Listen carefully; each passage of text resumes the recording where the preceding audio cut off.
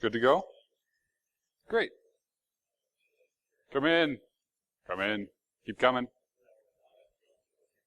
Hello. You don't hear the microphone? I hear you. Do you hear me? Speak good and loud. All right, we'll do.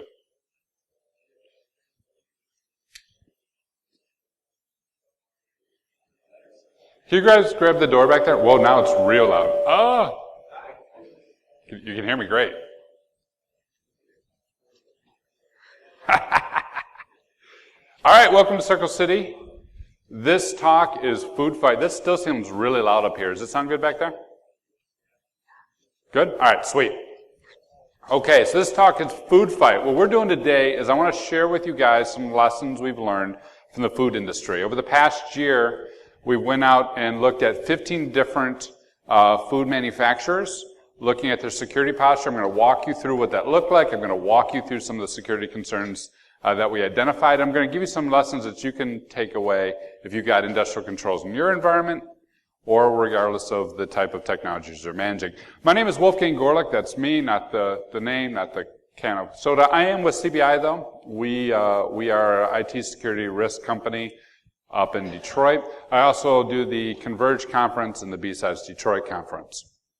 And at CBI, I'm the director of strategy, and at CBI, in addition to being the director of strategy, I run a thing called the CBI Academy, which is our way of getting young people with a couple years in the field, right, into security, giving them a ramp up, giving them a head start. It's basically an apprenticeship program, a 2-year program. And the reason why I bring this up is a lot of this work was done by my academy guys. So it's some fantastic work that I'm really excited to share with you guys. But long before that, long before the academy, long before CBI, long before anything, there was a Texas Instrument. This is my first computer. I loved this freaking computer. It was great. And one reason it was great is because it was a computer. You could type anything. Anyone have one of these? You guys remember? It booted, thank you. You remember what it booted up into? Basic. It just booted up and it's like, type something. And I'm like, error. I'm like, this is great. This is computers. It prepared me well for security. The other thing that was great about this is as long as I was on the Texas Instrument, my parents were like, oh, he's learning. He's going to have a future. And they didn't make me go out to the fields. I actually grew up on a farm. And farming is terrible. Unless you love it, in which case, good for you. I'm glad you love it. I did not. I liked my Texas Instruments. So I grew up on this farm. I grew up in a small family farm. And so when we got into food production, I had some ideas in my mind what it was going to be like. I had some ideas of what we're going to face. I felt like, I was going to go out to these farms and I was going to hang out with these old farmers and we're going to plow the fields, right? Or maybe something a little bit more high-tech, a little bit more advanced, but still I had this in mind that it was going to be very rural. Maybe the people were still running Texas Instruments. Maybe like me, they're still pounding away their computers. They didn't go up to the fields. But what I found actually was completely surprised me. What I found was modern food is much like a factory system. It very much is. There's production lines, there's schedules, there's itineraries. It's very rigorous. It's very codified. And there's tons and tons of technology that make it all happen. And it's very, very clean. The other thing I found is the technology that runs it all is the exact same technology that runs our power plants, right? The technology behind it is the exact same technology you'll find in power. And part of that reason is because the food industry has done a lot to lower its power requirements and bring in its own power and do its own power generation. And part of it is because technology is technology. And whether you're in a power plant or in a food processor, you're still relying on some of the same vendors. Also, the other thing is the food industry is by no means a small mom and pop, right? After Texas Instruments, my first networking job was Novell Netware. You guys remember Novell, right? It was a terrible system. Yeah, woohoo, Novell! Again, what did it boot up into? Nothing. I typed and I got errors. I'm like, I know how to do this. You remember where Novell's from? Headquartered? Utah, yes. Yes. Novell came from Utah. It's one of two important things I know about Utah. One is Novell. The other is all the entire power that's produced and consumed by the state of Utah. That same amount of power is consumed by all of the food industry every single year. A massive amount of power goes into producing food.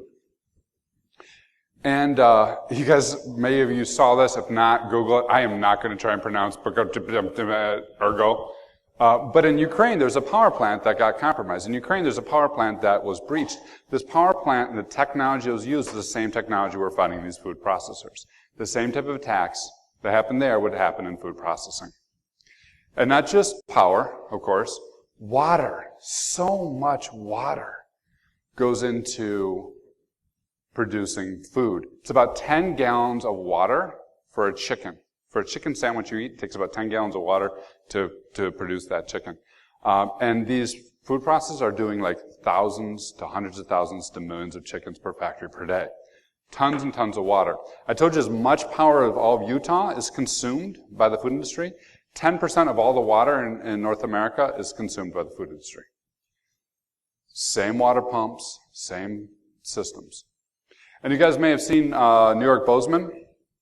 So the Bozeman water dam was compromised, and the hackers were in there, and they're going to do an overflow, and bad stuff happened. Also, one of our clients, we work with some water producers, and they were hit by denial of service. Water people get hit by denial of service all the time. And then there's the Kamari Water Company, which you guys should Google. That's not the real name. That's why it's in quotes. And I can't pronounce that one, which I like. What's interesting about Kamari is that the criminals broke into it and they adjusted the pH value to make the water toxic. And it was caught at the last minute. Also interesting, they had a 1983 mainframe, which I think is fantastic. That was what was broken in. I'm like, that's awesome. Got my TI, got my mainframe. No, but so these power plants, same technology, same vulnerabilities. These water plants, same technology, same vulnerabilities. So when you think about food, it really is a modern marvel, a modern technology marvel today to get food on our plates, to get the dinner we're all going to enjoy tonight. But there's so many things that can go wrong. And before I talk about what's going wrong, out of respect. So I'm a respectful individual. I respect for all you guys in the industry. I'm going to give you a trigger warning. If anyone is a sensitive subject or a stomach, take a moment. If anyone's been through a pen test recently, take a moment. Brace yourself. If you guys want to step out, it's okay. All right, everyone's good? All right, here it is. Kind of concerned about putting this up. Every one of the breaches does calculator, doesn't it? I love it. They're like, oh, look, we popped something. We ran calculator. It's like, we broke Windows XP. We ran calculator.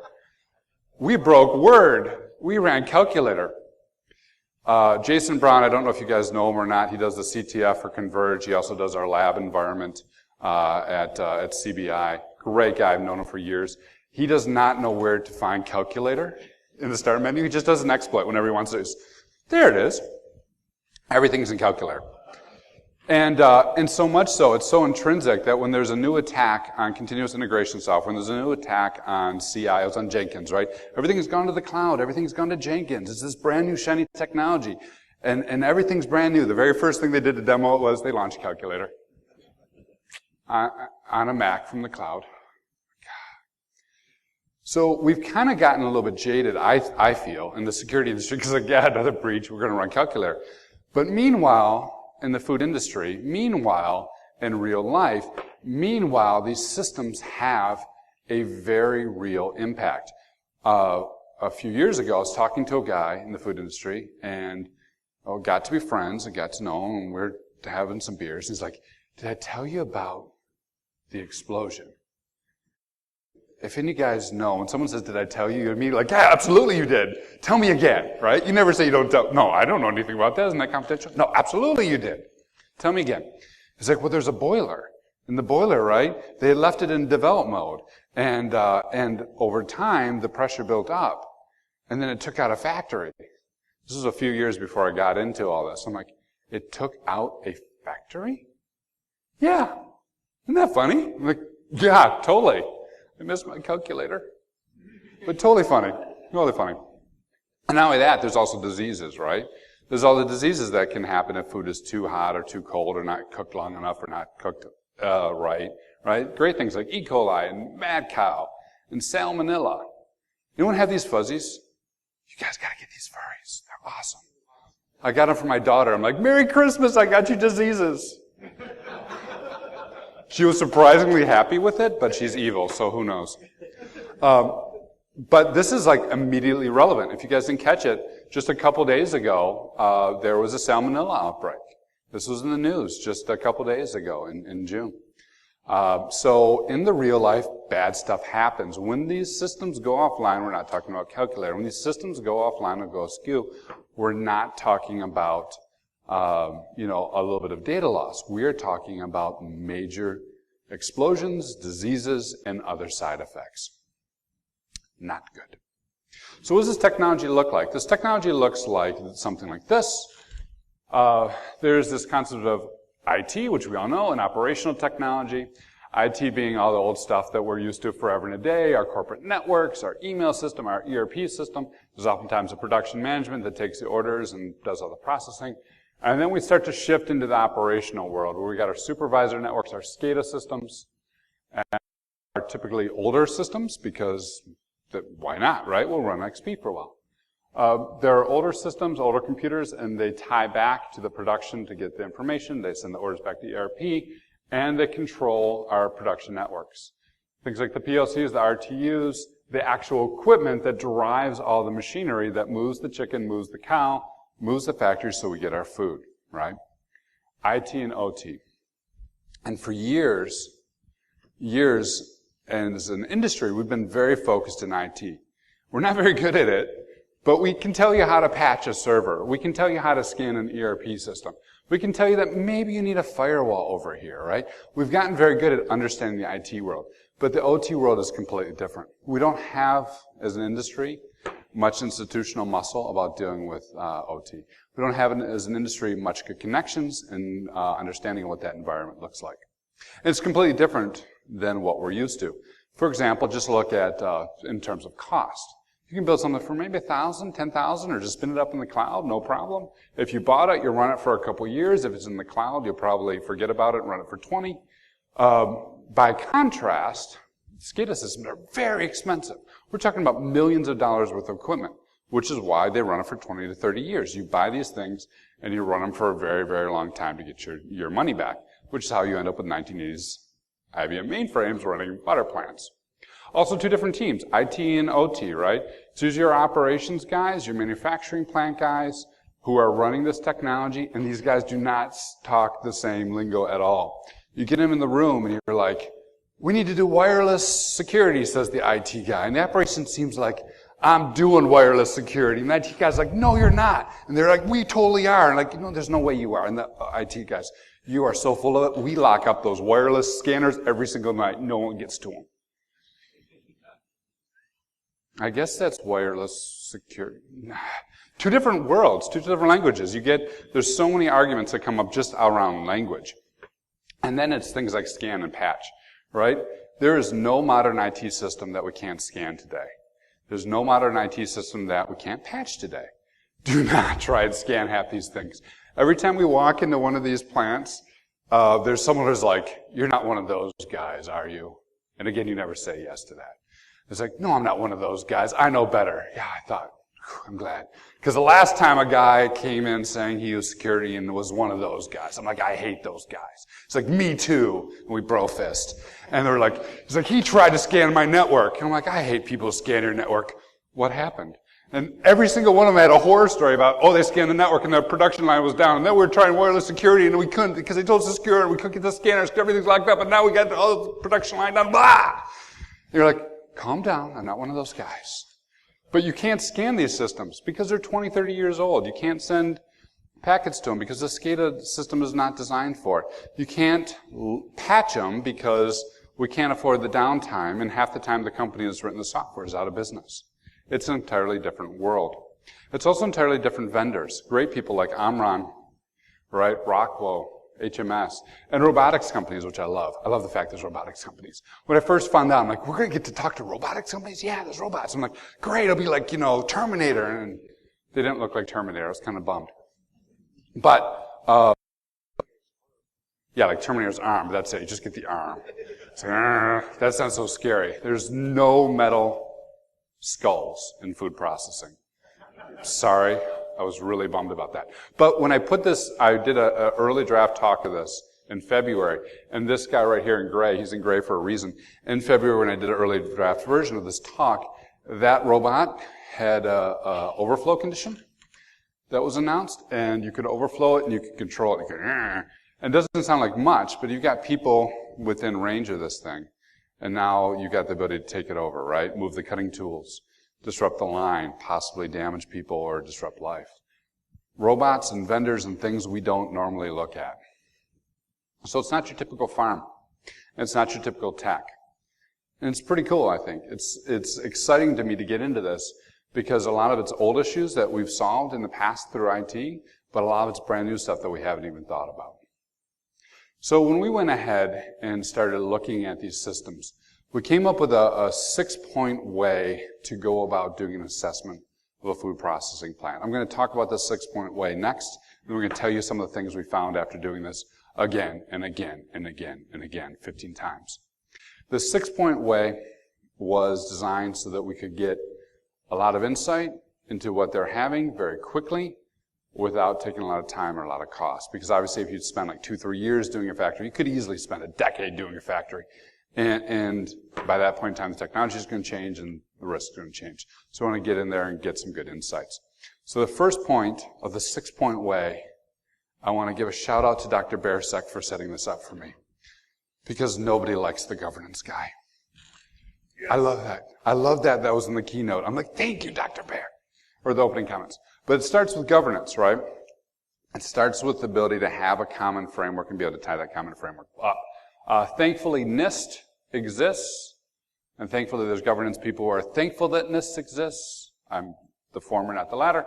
But there's 53B for IT. We've all know, everyone uses 53B. Everyone's like that, right? But there's also 82, and 82 is pretty good.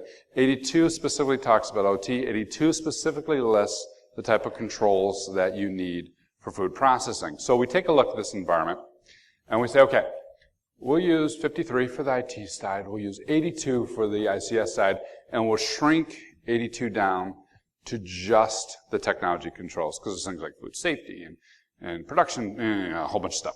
But I just want to know the technology controls. So we start there so we have a unified framework.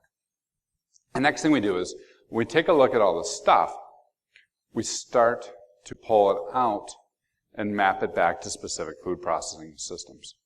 So it's one thing to say, you got an Omron robotic arm, which is really cool, but there's a vulnerability in it, and you really should do something about it. And they're like, yeah, that's nice. You are one of those guys. I'm like, I'm not one of those guys. You sound like one of those guys. Okay, fine. Can you patch it? You are one of those guys. It's one thing to have those conversations. It's another thing to say, you know what? How important is your defeathering line to you? So what we did was we tied all this technology down to the individual business processes for evisceration, defeathering, boiling, washing, cutting, processing, packaging, food storage, and shipping it out to me because I'm hungry. We tied all that stuff down, the physical layer, the ICS stuff, the industrial controls required, and the SCADA systems and the individual vendors. Why that's important is this. It's much better to talk to a guy who is responsible for a manufacturing line and say, your defeathering system is in risk. If we can't fix your defeathering system, you could be down for a couple days if you had to reboot that. What would that do to you? And he's like, I would lose millions. I'm like, exactly. Because that's not that damn Omron thing, is it? No, forget the Omron.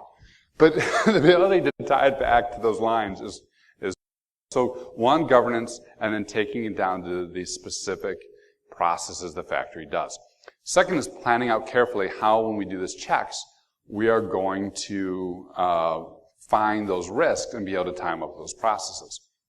One, we're planning carefully again because don't scan, don't sneeze, don't knock the systems offline, don't impact the work.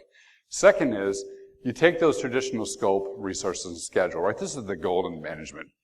Any PMPs in the room? See? No one ever is a PMP. Are you a PMP? Sweet, you and me will get drinks. I got a PMP too, right? We got the secret decoder ring. So you know what I'm talking about. It's the golden triangle, right? This is what everything's based off of. And in IT, we become very good at going, oh, well, scope is the number of your systems, and resources is the number of people who are going to get us the systems, and schedule is an account. Okay, that's great. What I discovered from project management, PMP did not. This is not PMI. No one prepared me for this. What I discovered in doing this thing amazed me. And I got so excited that the Academy guys thought I was ridiculous, which would not be the first time that happened, probably, no. What I discovered is small things like bird flight impact your entire project schedule.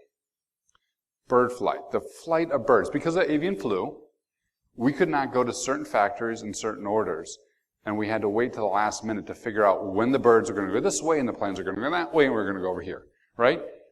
Weird. I never thought my, IT security job would be impacted by birds, but it was. And the reason I bring this up, other than the fact that I thought it was really cool to be disrupted by birds, is because, again, when we do this, it's a whole new world. And the risks that we're going to come in and the things that we're going to have to think about are not things that we ever thought about before.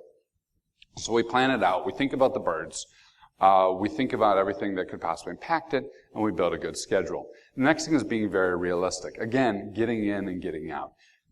Figuring out what we can look at. There's a natural inclination, I think, in the security person's brain, and I know I fall for this all the time, to say, I want to check everything, right? I want to know, because it's the one thing I don't check that's going to screw me over. I know where my firewall is. I know where my router is. I know where my servers are. I know where my ICS stuff is. I know where my... Wait a minute. Did anyone bring in a new wireless controller? Damn it, I didn't check that one. It's always the last thing you don't check, right? So we have this natural inclination to pile on lots of work, but in this type of assessment, we're just trying to get some good visibility into the OT risks. So we really have to balance it out and be very, very realistic. We're not going to check the full factory floor. We're not going to check every bolt and nut. What we ended up doing is settling on a very simple benchmark. Is it up and operational, and is it connected to the network? And if it's up and operational and connected to the network, that means the bad guys could probably get to it, so therefore we're going to check it. Everything else we let go, right? Very simple lines so that we could figure out what was in scope and what was out scope. The other thing, too, when we put together this plan, is, okay, what does up and operational mean to you? Well, it means it's turned on and running. Okay, did you think about production schedules? Huh? Yeah, production schedules. What do you mean? Well, if we're doing this type of meat versus that type of meat, if we're running the cow through that's organic, that goes first. If we're running the other cow through that's not organic, that goes second. Those are two different machines. And oh, by the way, when we do the cleaning system, that's another one. And every third Thursday, we do this other process. So we ended up having to build a schedule to capture as much of those processes as possible to make sure that we could get the machines that were on and get the machines that were operating so we could check them. So being very realistic and being very focused. And then being very creative. And drinking lots and lots of coffee. Yeah, I once told someone that was my secret of my career is coffee. But when we think about the IT and the OT space, the way we ended up doing it is, obviously we got a network. We got lots of communications. We've already talked about making sure that we get the times when the chicken's going through and the cow's going through and different organics and cleanings and everything, so the right machines are on at the right time. And all the while through it, there's tons and tons of communication going on, right? So we ended up doing communication traps between each major junction of the network, each major segment, and pulling down config files from everything that we could. So we could check the config file and we could check the traffic. There's a thing called Digital Bond. If you guys haven't seen it, you should. If you're interested in doing this, Digital Bond is awesome. What you do is you pull down the config file and Digital Bond will check it for known vulnerabilities. Fantastic in the energy sector, which is where they spend most of the time. Not so good in the food sector. I actually had some talks with the Digital Bond guys because they're so focused in on energy that they don't have a lot of the devices that run in the food. So about 3-4% of the devices we had were checkable by Digital Bond. A lot of them weren't. But still well worth it. So you pull down the config file, Digital Bond checks it. So you're not scanning the device, you're scanning the config file. The next thing you do is we capture all those packets, right? So through several production runs over several days, we capture as many packets as possible between the industrial systems and the IT systems, between the things that are chopping, slicing, dicing, and packing, and the computers that control them. And then we run all those packets through an analyzer. Several ways to do this. This is called passive vulnerability analysis. Several tools to do this. We use Tenables, and Tenables look something like this. And it gives you some great insight, like, here's all your stuff. Here's the OSs we're running. Here's all the vulnerabilities, and everything's always bad. We know it's going to be bad, right? We know it's going to be bad. But you can drill into it, and you can start seeing things like, we found some Modbus. This is probably Siemens.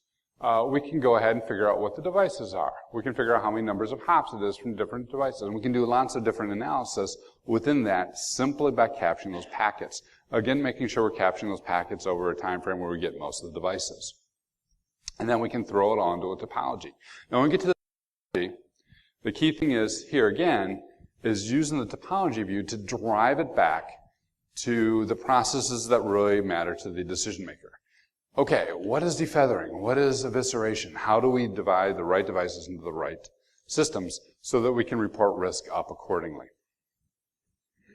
Those slide shots just came from Samurai STFU. One of my academy guys put them together for me. At this page of downloads, they have several PCAPs that you can analyze and actually look at these for yourself. So if you're curious, go to this page, download it. I think Tenable Passive Vulnerability Scan, I'm sure they have an NFR or a trial version. So you can do a lot of this work yourself and check it out and play with it. Also, Samurai STFU has tons and tons of resources for doing more of an active analysis, which at this point in time for this quick wins we didn't do, but you can definitely check that out as well. All right, so we scan the devices. We grab a bunch of packets. Now we have an idea of a whole bunch of things that we can check. Now we go to each one of the places and actually physically look at the devices. Is the device we thought what it really is? Is it in the place that it should be? What does our physical security look like? And while we're doing this, let's also scan for some wireless networks and whatnot. So we fly in, we walk the plant floor, and we take all this information we found and map it back to what's really there. Another interesting thing, shoes are very important. I never thought shoes would be important either. Well, I mean, yeah, I figured I should have to wear shoes or flip-flops or something. But you have to wear the right kind of shoes in the factory, and you have to dispose of them when you're done, and all that has to go into project planning. Something I would have never thought about. So you walk the plant, you map everything out. And then you do what's called a paper vulnerability analysis. And when you do this paper vulnerability analysis, you stop for a minute and apologize to all the junior people on your team.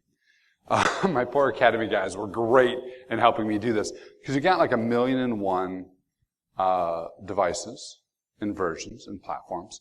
And this is where you run into a very, very sad quirk of the OT world.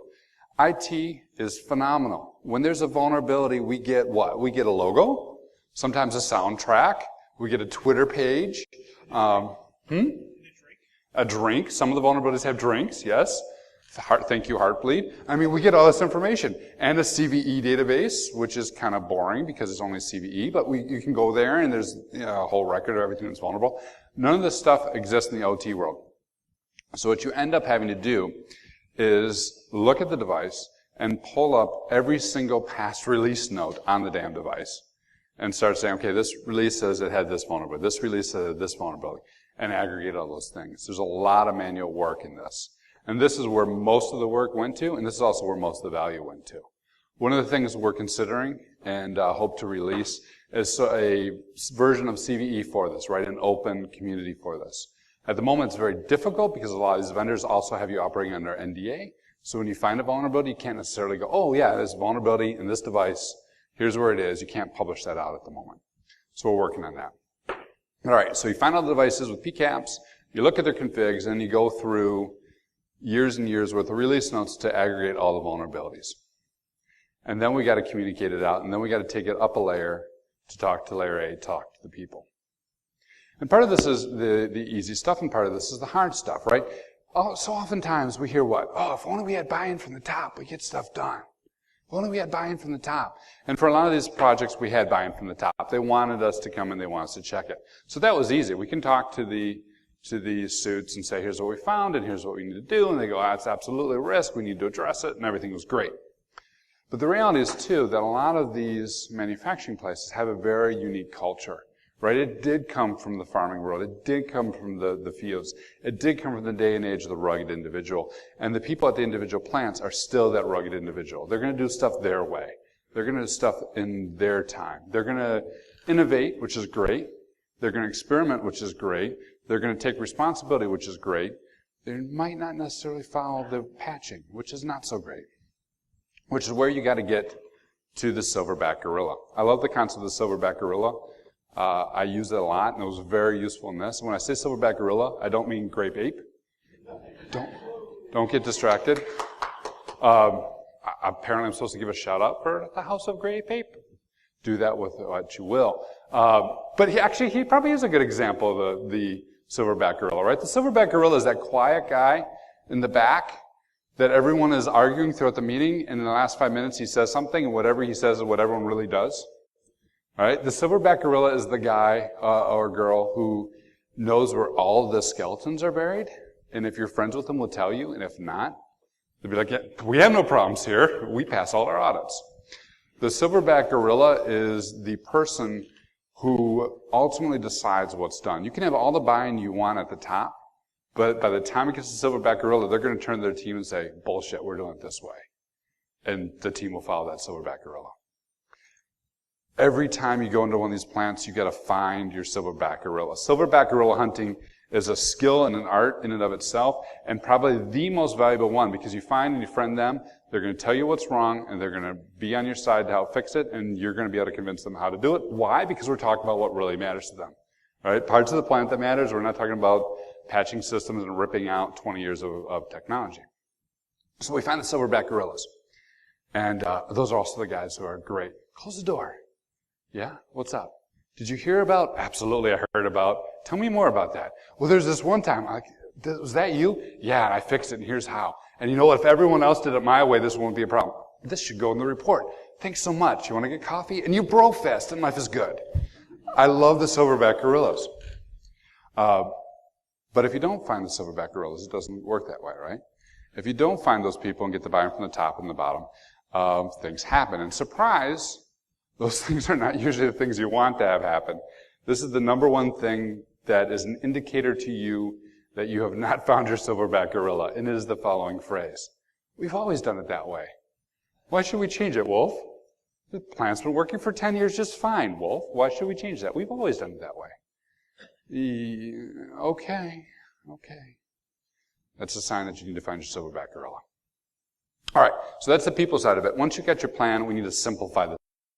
When we first started off with our first assessment, it was a 2 to 3 week thing. By the time we got done, we could fly in on a Monday, we could fly out on a Friday. We got very, very quick at doing this. Simplification is something that so oftentimes security we don't think about. We got the answer, we're done. Okay, yeah. But it's usually the answer after the answer after the answer that's the right way, right? After you figured out, done it, and improved, and done it, and improved, and simplified, and got rid of everything extraneous, that's what works real well. And it wasn't until the first few, and they were like, oh yeah, here's how we can aggregate things out of the release notes quicker. Here's how we can get the packets in faster. Here's how we can run that passive vulnerability analysis smoother, right? Every single step of these times, every time you do something 1, 2, 3, 4 times, take a moment and say, okay, how can we make this simpler and cut something out of the last one? And then you've got a good process for inventorying. Then you've got a good way for checking out what you have and finding the vulnerabilities. Before I go forward and tell you what we found, does anyone have any questions on everything I just talked about? While we stare at the creepy looking cat. Yeah, hit me up. What are some of the techniques you found for gorilla hunting? The question is, what are the technique you found for gorilla hunting? What is the best way you found for gorilla hunting? Bananas.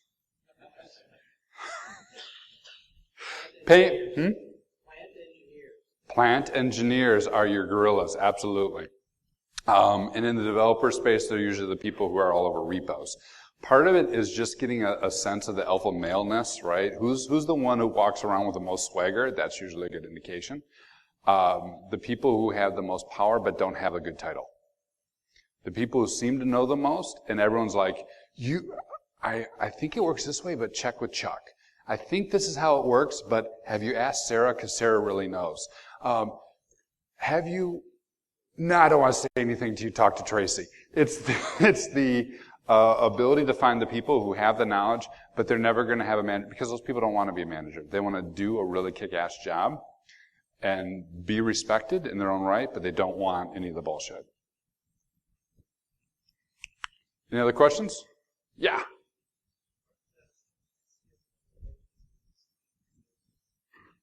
Some ICS vulnerabilities are in the CVE database, yes. With these food manufacturers, we found a lot of vendors, I'm not going to throw a percentage out. Almost all of them were not in the CVE database. But some of them are reported through that process, which is fantastic. I wish there was mandated reporting for all of them. And some vendors are great. Allen Bradley is fantastic. They got a whole SWAT team that goes in and helps IT folks integrate. But a lot of vendors aren't. And again, a lot of these companies too, there's a system, and what the system is, okay, the chicken comes in. I love this. It's called PAWS, right? Chicken feet. People eat chicken feet? I don't eat chicken feet. Anyone here? No? But you got to track the chicken feet through the whole system. So there's an application called PAWS.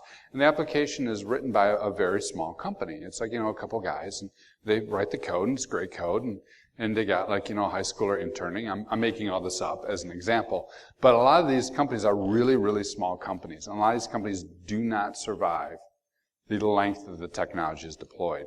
So it isn't integrated, it isn't reported. It's not like you can call up, 1-800-FIX-MY-VULN, and they're like, oh, this is great. Can you fix it? And can we have a theme song? They're very small organizations. Anything else? All right. So what do we find? We expected asset inventories to be something that they would have. I would file this under naivete. It was not the case.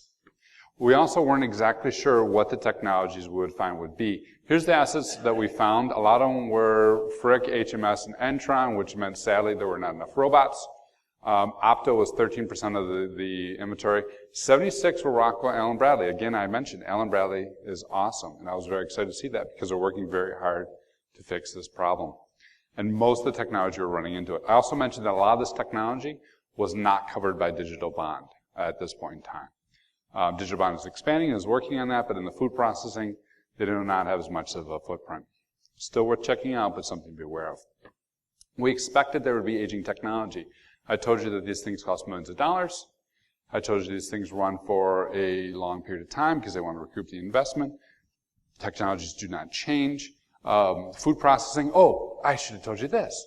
I mentioned temperature of the water. I mentioned as much power as Utah. I did not mention, who the number one purchaser of cereal cards in America are?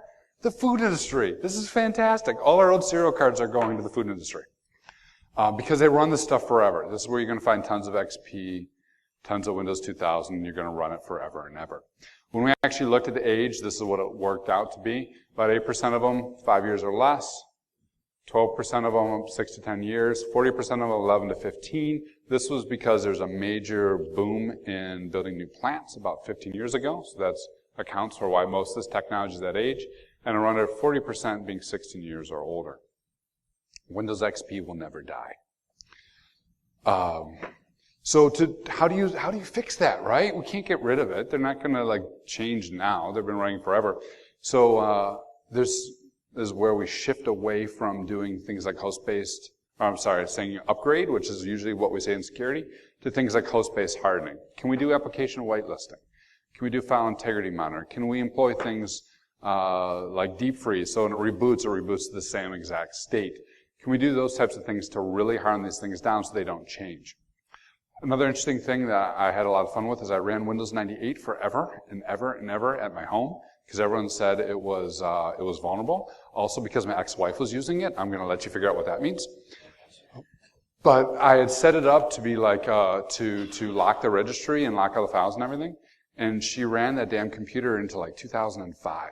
Never got a virus, right? Running really old versions of IE. Because we did a lot of host-based hardening. With appropriate host-based hardening, you can make old systems run forever. So that's the age of the technology. I'm going to talk really briefly about segmentation. Much like our discussions about wireless security, our discussions about segmentation oftentimes run aground because everyone who's Cisco trained thinks segmentation, yes, I hear segmentation. We will prevent broadcast domains. So you segmented for security? Absolutely, we segmented for security, so our broadcast domains are in one VLAN. Does that mean this segment can't talk to that segment? Because that's what we want. Oh, absolutely it can't. No broadcast traffic over there whatsoever. It's about the time that I pull out my shotgun and shoot myself in the head.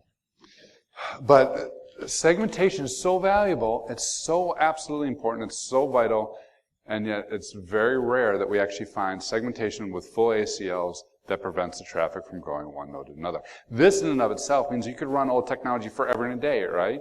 If only the PLC could talk to the supervisor, then no chance of there being infection on that equipment. Very important, very rarely done. So a lot of it is education, a lot of it is breaking down the communication, and a lot of it is giving them the value, which you get from those PCAPs, as to what technology is actually talking to what technology. So if you do the packet capture and you do the analysis, you can dump that out. As a value add, you can provide rules to say, here's how you could implement first level segmentation. Next thing we found was third parties. I mentioned we were walking around looking for wireless devices and looking for other networks that are going out. And oftentimes we would find them. Brand new egress points, brand new wireless points, which is fantastic. What had happened was a vendor, wanted to bring in their stuff. Maybe it's a cafeteria, maybe it's a vending machine. All the vending machines are internet enabled today. Isn't that awesome? Can we put it on your network? Sure. Do I get a discount? Absolutely you do. It's okay. We're segmented. So these third parties come in, and a lot of the technology they use is not secured, and it's connected to the same backbone network, which means they can get to everything. So we found a lot of third-party risk, which was surprising. If you guys remember the target breach, that's ones that everyone points to as in terms of a third party leading to a compromise, but it happens all the time. You wire yourself to your partner comes in, gets infected, they go in, and you're slammed. Oh, slammed. Ha! Slammer was the first one I actually dealt with this. I was at a financial company. I'm like, why are we getting so beat up? Well, a bank that was connected to them had gotten hit with Slammer, and it came over the network and flooded them. This should not happen. We have ACLs. Absolutely, we have ACLs. Then how are they getting in? Well, the ACL says that they can get to us. You people. So third-party risk is very important, and segmentation is very important. All right, vulnerabilities. Here's some of the fun stuff. We expected to find things like clear text authentication, of course. There's millions and millions of them. The Rapid7, if you guys didn't see the Rapid7 analysis, 15 million devices running Telnet on the internet right now. Fantastic. Fantastic. We expected we found remote code, product manipulation, these types of things. It broke out something like this. Very little SQL injection, which you figure, older technology. Very little cross-site scripting, which you figure, older technology. These are only in the web systems. A little bit of remote access, a little bit of this. Denial of service, 10% of the devices. Again, don't scan, ever. Because 1 in 10 device, you'll do a denial of service and take a factory off. Lots of plain text passwords, which is not a problem because no attacker in their right mind would try and sniff packets when the passwords are password. And summer 2010. But lots of plain text passwords and tons and tons of vulnerabilities allowed for product manipulation. So again, don't scan it. 1 in 10 have a DOS. And everyone's got plain text passwords.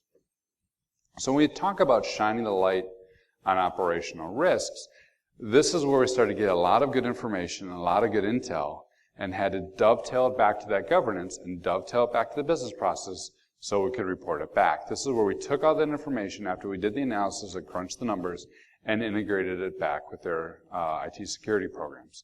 This is where we were able to say, okay, here's a couple risks that you have in boiling wash and cutting processing, and we actually risk ranked all these, which if you're not in food processing, look at your own business processes. I'd highly recommend it. It's a good way to communicate risk, and tied it all back to governance.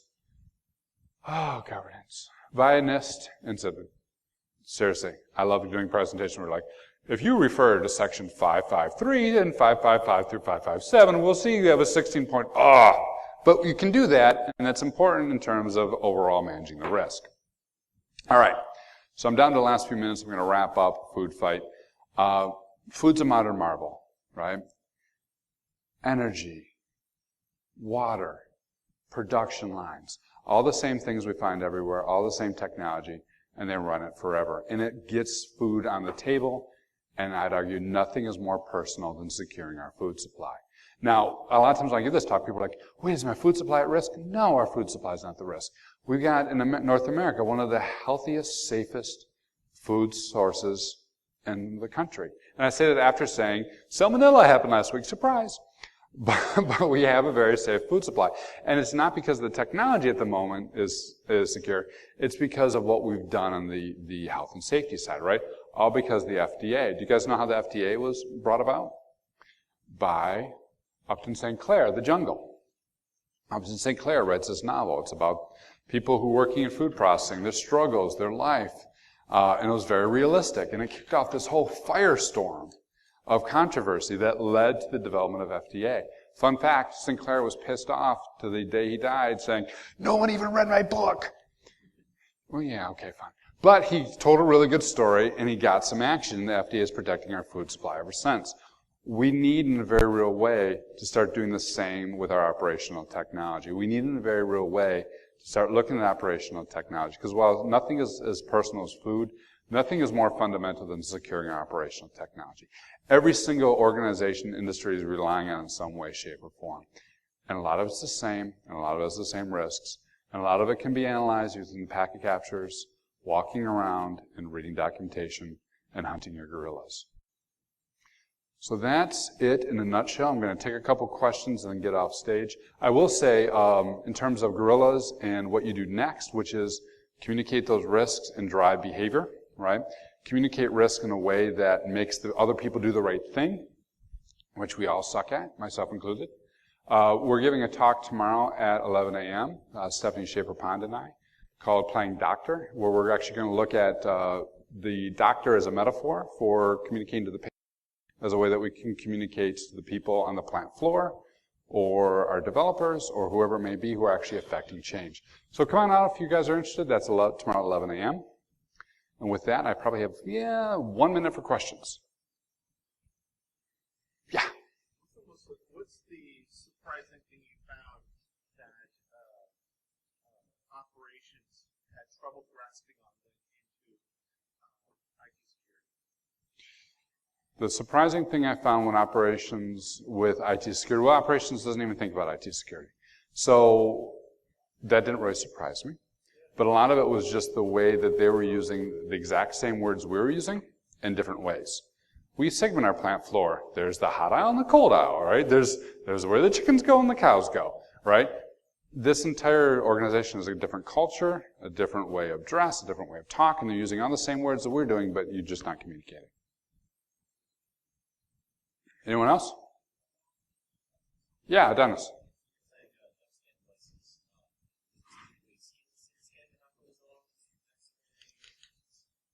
Usually it's TCP Connect scanning, and it's aggressive scanning, and also not necessarily like an Nmap scan. Usually it doesn't cause trouble unless you're doing like Christmas tree, in which case, why are you? Yeah, right. What I'm specifically talking about is vulnerability scanning. The type of devices that log in and test for a bunch of different vulnerabilities, they're just not set up and designed to get that type of aggressive scan, which is why we're doing the packet capture and using the config file and replicating the results without it being intrusive. Yep, more on the app layer than on the IP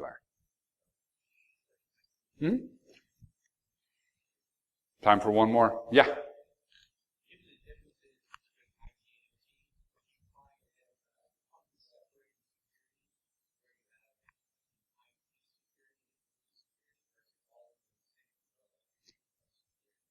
So given the difference between IT and OT, do you have companies with separate security people? And yes, it's usually what we find. Even in manufacturing plants where you got the plant owners responsible for the technology, even if they do not have a formal security program, they oftentimes will have someone who's responsible for health and safety, which is doing a lot of the same things. So I wouldn't necessarily argue you need to have the same person. Usually it's a matter of getting those people into the same room, building a committee, and sharing those risks and having a similar understanding of what the risk is and what the remediation path is. All right. Thank you so much. I hope you guys have a great Circle City.